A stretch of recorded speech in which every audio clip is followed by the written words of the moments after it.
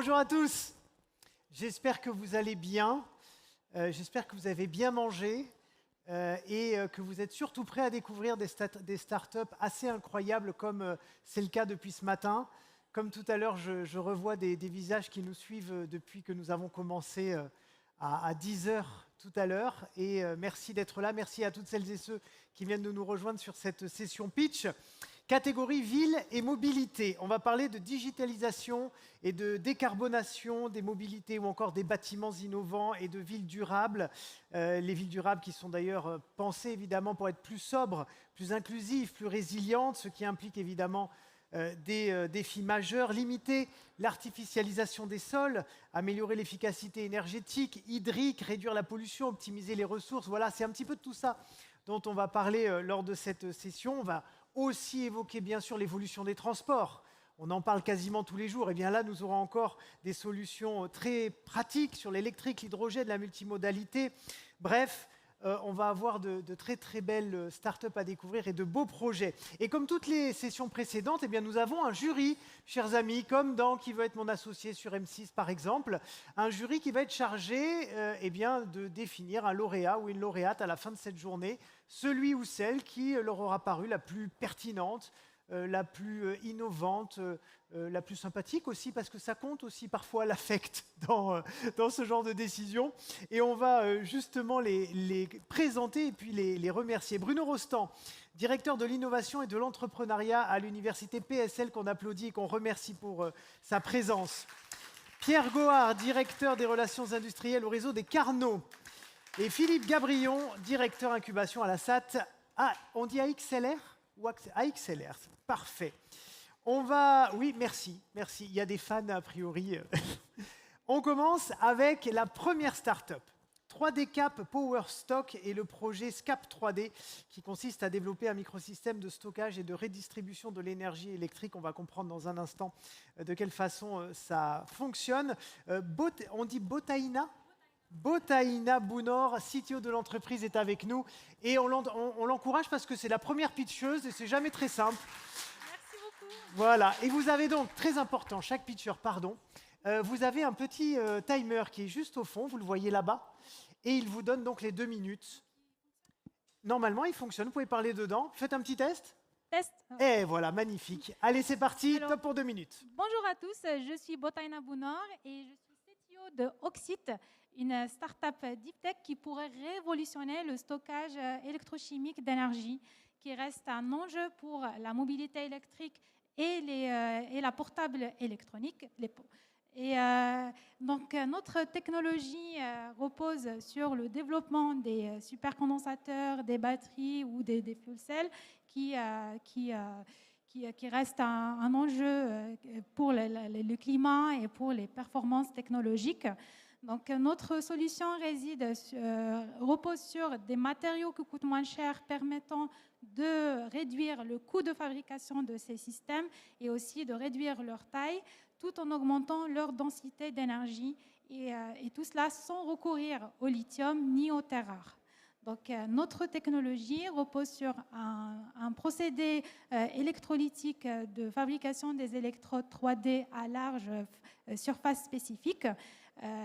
Donc, c'est un procédé qui est scalable, rapide et qui est adapté à tout type de substrat. Donc, la particularité avec notre technologie, c'est que nos électrodes ils sont reconditionnables et recyclables et qu'on peut intégrer facilement dans les systèmes existants.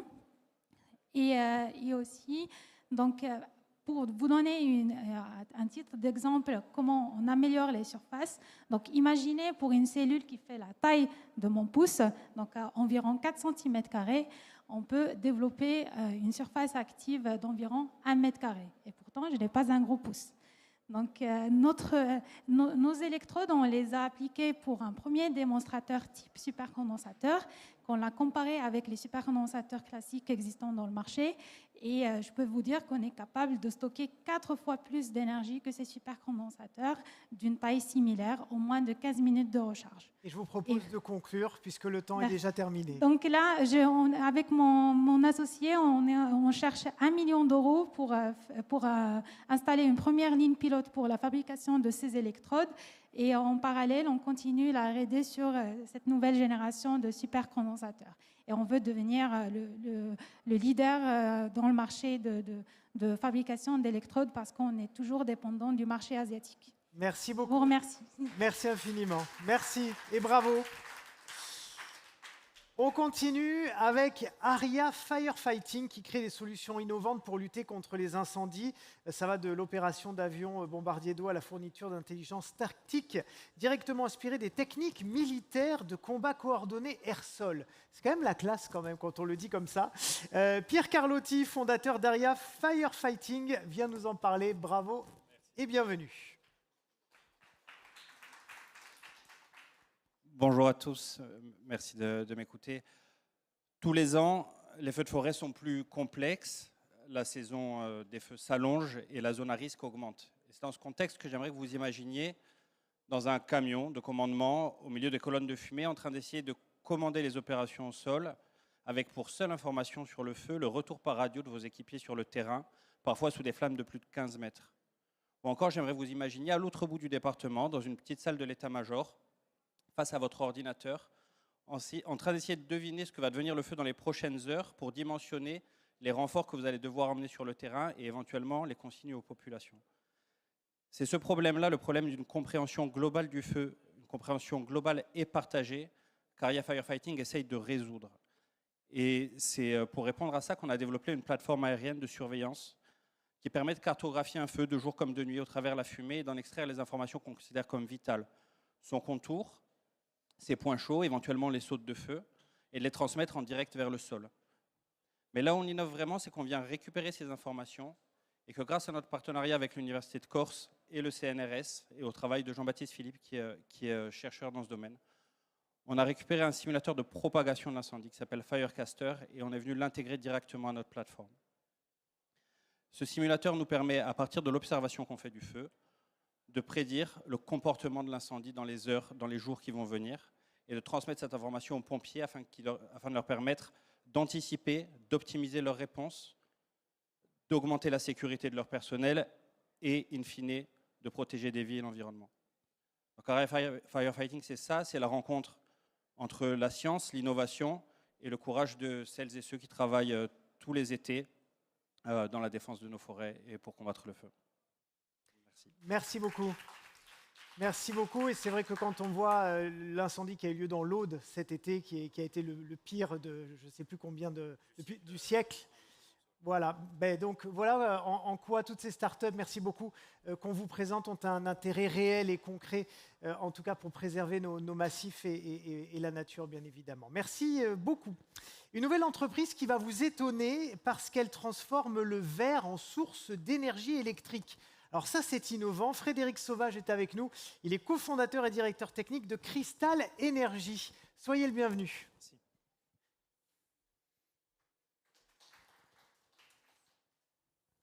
Alors, vous connaissez tous le verre. Mais mettez bien le... Ah, pardon. Voilà. Vous connaissez tous le verre. Le verre est utilisé comme cadran de protection, par exemple, dans de l'électronique grand public. Le verre est utilisé comme vitrage dans l'habitat ou alors pour du grand bâtiment, comme intégration architecturale. Mais imaginez demain si le verre peut devenir producteur d'une électricité verte, de manière durable et de manière éco-responsable. Bonjour à toutes et à tous, moi je m'appelle Frédéric Sauvage, je suis l'inventeur du vitrage électrogène et je suis cofondateur, directeur technique et directeur scientifique de la société Crystal Energy. Il faut savoir que dans le bâtiment, 1/3 de l'énergie qui est produite sert à alimenter le bâtiment. Et l'activité dans les bâtiments sont responsables de 40% des émissions de gaz à effet de serre. Alors qu'est-ce qu'on fait chez Crystal Energy ? Chez Crystal Energy, on a développé un verre électrogène, c'est-à-dire que c'est un verre qui est capable de produire de l'électricité verte et de manière éco-responsable, sans aucune contrainte au niveau de l'esthétisme, sans aucune contrainte sur les aspects thermiques et acoustiques du vitrage. Alors comment on est capable de faire ça ? On a développé et inventé des pigments photosynthétiques qui sont capables de sélectionner la portion de la lumière qui nous intéresse, c'est-à-dire celle invisible. On capte la partie proche infrarouge de la lumière pour la convertir en électricité, et la partie visible, celle qu'on voit du bleu jusqu'au rouge, passe au travers de la cellule sans aucune interaction, ce qui fait que la cellule est complètement transparente et incolore. Biomimétique, pourquoi ? Parce qu'on reprend les processus photosynthétiques des plantes naturelles, donc on remplace la chlorophylle par un pigment complètement invisible. Imaginez nos marchés, ce sont le verre plat, c'est tous les cadrans que vous allez retrouver dans l'électronique grand public, le vitrage dans l'habitat et d'autres marchés qui nous intéressent. Voilà, imaginez bien si demain tout le verre que vous avez dans votre environnement devient producteur d'une électricité verte, imaginez la portée technologique de nos développements. Merci beaucoup. Merci infiniment Frédéric Sauvage, Cristal Énergie, merci. Alors, je pense que beaucoup d'entre vous s'intéressent aux drones, bien sûr, et on peut même constater dans le commerce pour les particuliers qu'ils deviennent de plus en plus petits, de plus en plus maniables pour tout un chacun, avec en plus des images d'une qualité assez exceptionnelle. Eh bien, la société KissFly développe des drones pour les inspections de canalisation. On va en savoir plus tout de suite avec le PDG de KissFly, Clément Joly. Bienvenue. Et on peut l'applaudir, bien sûr. À chaque fois, il faut applaudir parce que ça donne quand même, voilà, du baume au cœur à nos pitchers. Donc Clément Joly, je suis le fondateur de KissFly. Chez KissFly, on fait des drones qui volent en souterrain, dans des tuyaux. Donc la question que vous allez sûrement me poser, c'est pourquoi voler dans un tuyau ? En fait, c'est la question que j'ai posée aussi à notre premier client, Veolia. À l'époque, on faisait des drones qui volaient en extérieur, intelligents, autonomes. Et on est tombé sur Veolia qui nous a dit « c'est vachement bien vos drones, est-ce que vous pourriez les faire voler dans un tuyau ?» Et je leur ai dit « c'est un peu idiot, pourquoi voler dans un tuyau ? Vous prenez un rover, vous mettez une caméra dessus, et roule ma poule, vous avez votre inspection de tuyau. » Et ils m'ont dit « non, t'as pas compris, au fond du tuyau, il y a des débris, et ce qui se passe avec les rovers, c'est qu'ils se retrouvent coincés. Et donc si tu peux voler au-dessus des débris, tu vas être 15 fois plus productif que la techno existante. » Et donc c'est ce qu'on a fait. Aujourd'hui, on a des drones sur le terrain qui génèrent du chiffre d'affaires.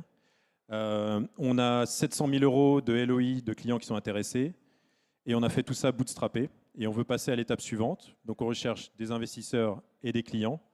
Et donc si vous êtes intéressé par l'environnement, les drones, les tuyaux, venez me voir. Merci. Merci beaucoup. Bon, c'est dommage, on avait encore 50 secondes pour voir un drone voler. Vous auriez pu nous faire des trucs de fou. Bon, la prochaine fois. Votre stand, c'est D12. Voilà, D12, si vous voulez jouer avec des drones. Vous nous laissez jouer avec vos drones ? Il peut nous montrer des vidéos. Bon, bah, c'est pas grave, c'est bien aussi. Merci en tout cas. Il nous reste 6 entreprises à découvrir dans cette catégorie ville et mobilité. On va recevoir maintenant Nicolas Perrin-Gilbert, CEO de Legmio, qui conçoit des solutions créatives pour l'activité physique adaptée et l'aide à la mobilité. Et on l'applaudit évidemment. Bonjour, je vous propose d'imaginer un petit scénario dans lequel vous vous déplacez à béquille et vous avez un bébé. Son poids réel, 12 kg. Poids ressenti, 24 kg. Bien sûr, vous n'arrivez pas à le porter. Alors à chaque fois qu'il faut aller changer ses couches, vous passez une demi-heure à négocier avec lui pour qu'il vous suive. Ce genre de frustration du quotidien, je les ai connues jusqu'à ce que j'invente cette béquille, la première au monde qui peut s'utiliser comme une béquille normale, mais selon les besoins, on peut libérer la main dès qu'on a quelque chose à porter. Ça a tellement changé ma vie que j'ai décidé de me lancer dans l'aventure entrepreneuriale pour un jour en faire bénéficier à d'autres. Passons à un deuxième scénario. Elsa, après un accident de surf, est devenue paraplégique et elle vient de passer 6 mois dans un centre de rééducation où elle a appris à faire du sport autrement, avec des machines pour le haut du corps. Mais quand elle rentre à la maison, il y a une cassure, parce qu'elle n'a plus accès à ces mêmes machines, et donc la sédentarité frappe fort. C'est pourquoi j'ai inventé ce dispositif simple, couplé à une application mobile, et dont le business model sera basé sur une licence institutionnelle. Dans le centre, Elsa pourra l'utiliser avec son propre téléphone portable. Cela reconnaît 5 types de mouvements pour le cardio et propose un suivi d'activité.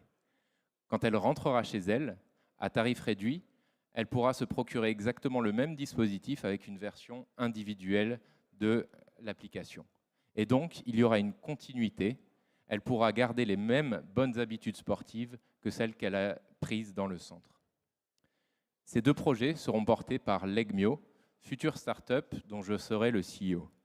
S'il vous intéresse ou que vous voulez tester les prototypes, je serai ravi de vous accueillir à mon stand. Merci. Merci. Votre stand qui est le Legmio en D4. D4. Merci infiniment. Merci beaucoup. Vous allez maintenant rencontrer le lauréat du concours iPhD 2022, finaliste du Polytech Innovation Challenge 2024, à savoir OptiSource, qui propose des solutions de batterie hybride pour la mobilité électrique. Voici son CEO, le docteur Théophile Paul. Bienvenue. Bonjour. Bonjour. Donc, il faut savoir qu'en France, 1/3 des émissions de gaz à effet de serre proviennent du secteur du transport.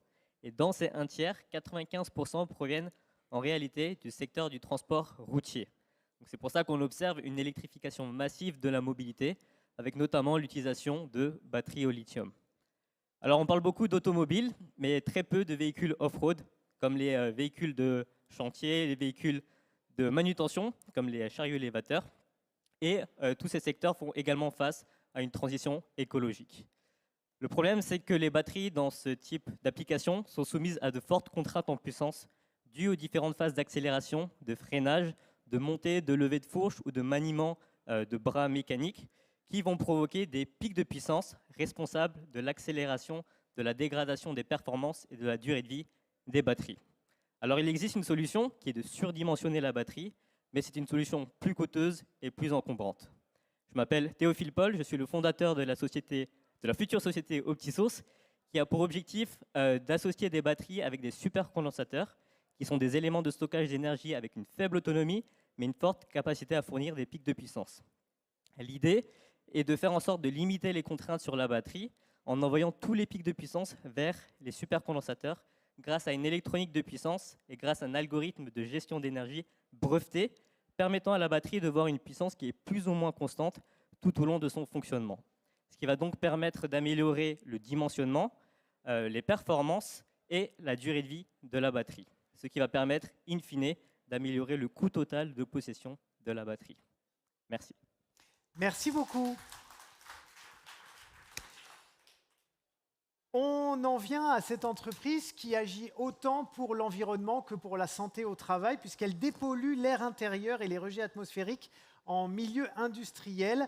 Manon Vaillant, directrice générale et cofondatrice de PureNat, va vous en dire plus tout de suite. Bienvenue. Ah, vous nous avez amené un petit quelque chose. Parfait. Merci. Bonjour à tous et à toutes. Nos villes respirent mal. Pas seulement à cause du trafic, mais aussi à cause des émissions industrielles, des usines qui s'invitent dans notre paysage urbain, souvent à quelques mètres seulement de nos écoles et de nos logements. Derrière chaque production, une peinture, un aliment, un parfum, se cache une émission invisible, des solvants, des COV, des odeurs, des bactéries. Ces polluants invisibles nuisent à notre santé, à la qualité de vie, mais aussi demain à la capacité de produire. Je suis Manon, cofondatrice de PureNat. Nous avons développé une innovation biomimétique brevetée qui permet de détruire cette pollution au lieu de seulement la stopper. Notre fibre photocatalytique fonctionne comme une photosynthèse artificielle et transforme les COV et les odeurs en molécules inoffensives, avec jusqu'à 100% d'abattement mesuré sur site. Nous avons installé des mini-unités sur des sites industriels dans l'industrie de la chimie et de l'agroalimentaire, et nous avons prouvé l'efficacité de notre technologie. Nos objectifs d'ici à 2027 est maintenant de passer à l'échelle réelle, d'atteindre la rentabilité et de préparer notre mini-usine pilote. Nous destinons nos filtres actifs aux fabricants d'équipements de traitement d'air industriels et demain, notre textile innovant aux fabricants de filtres sous licence. Un modèle de semi-produit intégrable qui nous permet de grandir vite et de viser d'ici à 2030 80 millions d'euros de chiffre d'affaires. Avec PureNat, nous avons une technologie qui est pensée pour l'industrie, mais qui est née pour les villes et pour les gens qui y vivent. Il est temps de faire respirer nos villes. Merci. Merci Manon Vaillant. Merci beaucoup. Est-ce que vous connaissez la technique de l'insecte stérile? Peut-être certains d'entre vous, oui, c'est ce qui vous permet en fait l'été, en fin de journée, quand vous faites votre barbecue, de ne pas être piqué par des millions et des millions de moustiques. C'est tout nouveau et c'est Clélia Olivaceo qui va nous en détailler ce concept. Elle est CEO de Terratis. Bienvenue.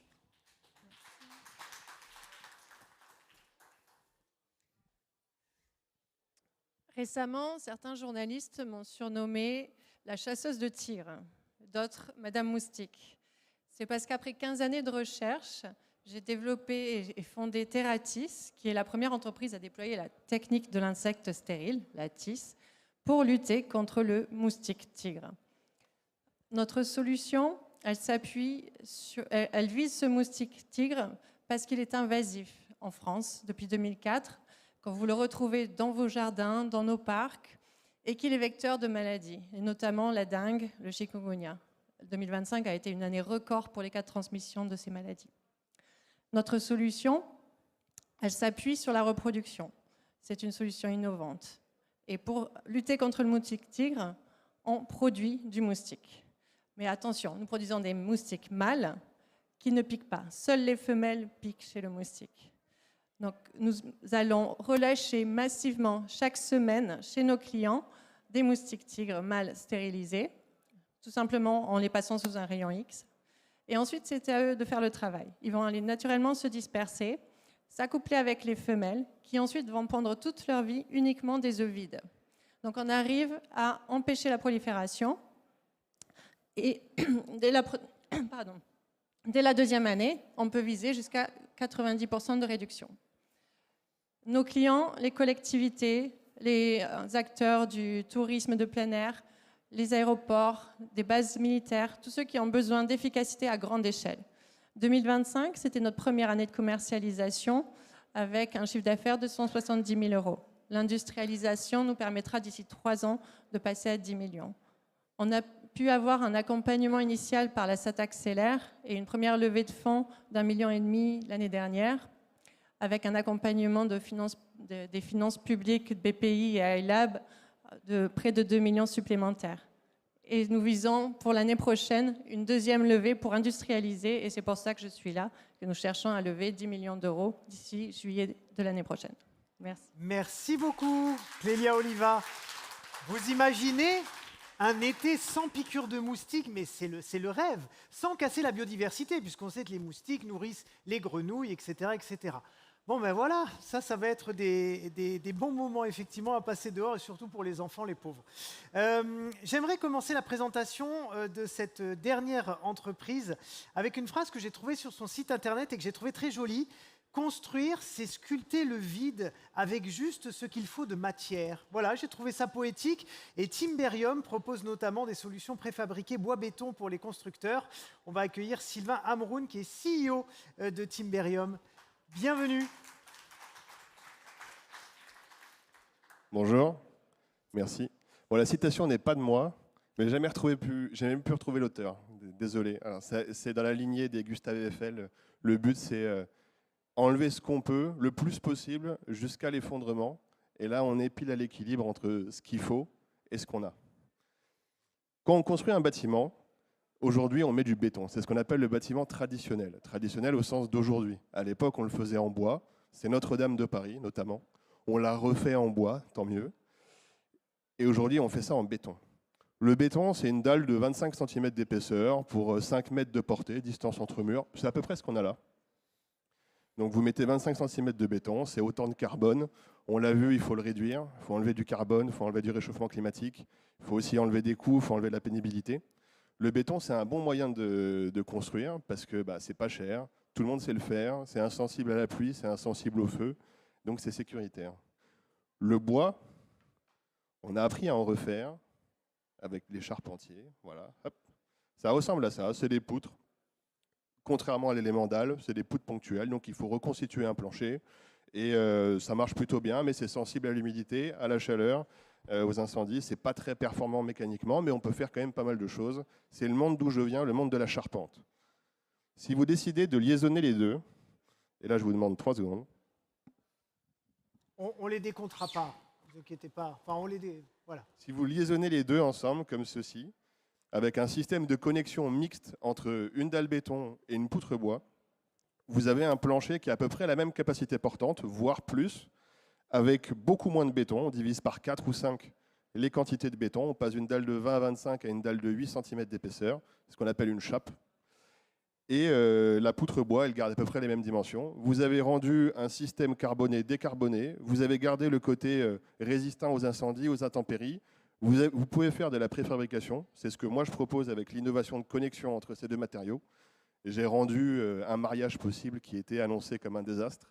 Les deux matériaux ne travaillent pas ensemble à la base. Avec ça, ils peuvent, et de manière industrielle. Voilà, merci. Merci beaucoup, Sylvain Braun, merci.